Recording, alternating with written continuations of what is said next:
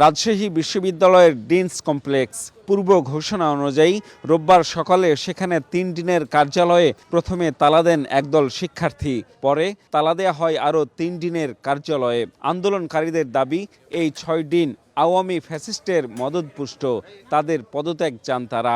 আমরা চাই যে এখান থেকে আওয়ামী ফ্যাসিস্টদেরকে অপসারণ করা হোক, পাশাপাশি যারা অভ্যুত্থানের সরাসরি অন্যায়ের সাথে জড়িত ছিল, যারা অভ্যুত্থানের সময় যারা ছাত্র হত্যাকে যারা বৈধতা দিয়েছিল, আমরা তাদেরও বিচার চাই। তো আমরা চাই না, আরেক মুহূর্ত চাই না ওরা এই ক্যাম্পাসের এই দায়িত্বশীল জায়গায় থাকুক, আমাদের এটাই চাওয়া।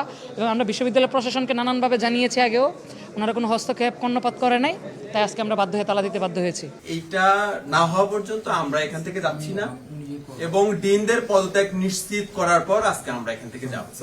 পরে রেজিস্ট্রার দপ্তরে যান শিক্ষার্থীরা, কর্মকর্তা কর্মচারীদের ভেতরে রেখে তালা ঝুলিয়ে দেয়া হয়।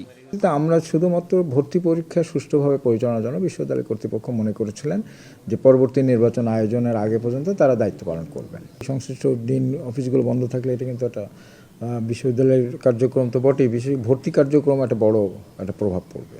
হ্যাঁ, এটা মানে দ্রুত এটা সমাধান হওয়া দরকার বলে। এরপর ভিসি ও 2 প্রভিসির দপ্তরে তালা দেন আন্দোলনকারীরা।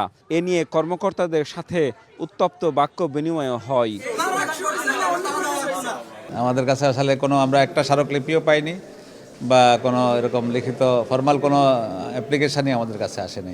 এটা খুবই অনাকাঙ্ক্ষিত এবং অপ্রত্যাশিত। শিক্ষার্থীরা এসে বিশ্ববিদ্যালয়ের vice chancellor, pro vice chancellor, ট্রেজারের রুমে তালা দিবে, এটা চরম অরাজকতা, এটা কোনোভাবেই গ্রহণযোগ্য নয়। 2023 সালের 17 ডিসেম্বর সরাসরি ভোটের মাধ্যমে 2 বছর মেয়াদে 12টি অনুষদের ডিন নির্বাচন করা হয়। এর মধ্যে 6 জন আওয়ামীপন্থী হিসেবে পরিচিত। এরই মধ্যে তাদের 2 বছর মেয়াদ পূর্ণ হয়েছে। Ziaul Gani Selim, Star News, Rajshahi.